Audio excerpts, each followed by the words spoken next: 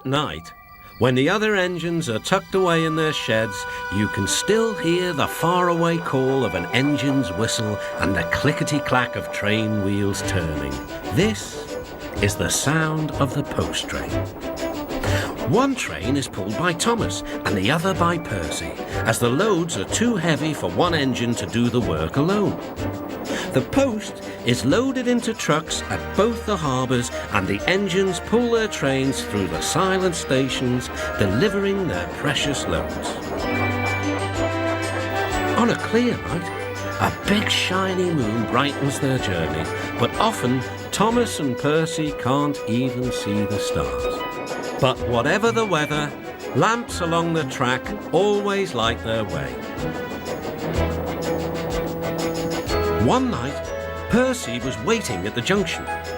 The main line train was late. At last, Henry arrived.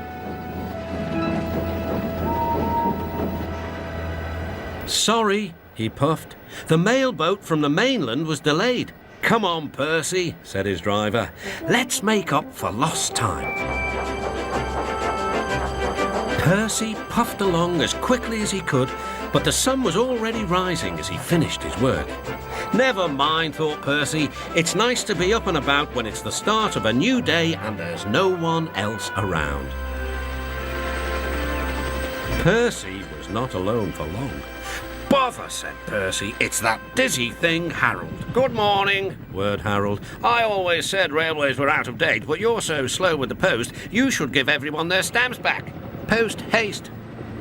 Percy was too tired to explain. "Bird brain," he muttered. "Good morning, Percy," called Duck. "You're up early." "No, you're wrong," sighed Percy. "I'm back, tired and late." He rolled into the shed and fell asleep almost before his buffers touched the bar. His driver decided to set off early that evening. Thomas was waiting at the station. "Thank goodness I've a chance to speak to you. Driver said that the person in charge of the post has complained to the Fat Controller about the delay last night." "But that wasn't my fault," replied Percy. "I know," said Thomas, "and so does the Fat Controller, but this post person wouldn't listen. Tonight we'll just have to be quicker than ever before." The engines were just leaving the station when they heard a familiar buzzing. "I say, you two, there's news flying about." "Where?" puffed Percy. "All over the place. They're going to scrap the post train and use me instead. Wings work wonders, you know, always." "Rubbish," huffed Thomas. That night, everything ran like clockwork. Thomas and Percy steamed through the stations, making good time everywhere they went.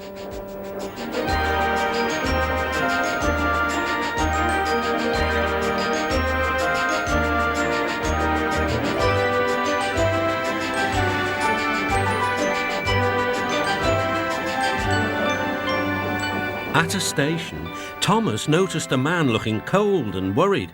He had missed his train home. "We can give you a ride," said Thomas's driver, "but it will be rather uncomfortable." "Thank you," said the man. "Anything's better than sitting here." The next afternoon, Percy passed the airfield and saw Harold.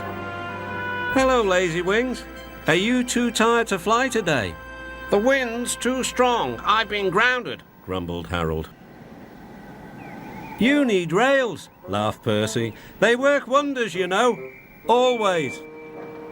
That night, the Fat Controller showed the two engines a letter. It was from the man who had missed his train. "He thinks you are both splendid," said the Fat Controller, "and everyone says that the post train is the pride of the line."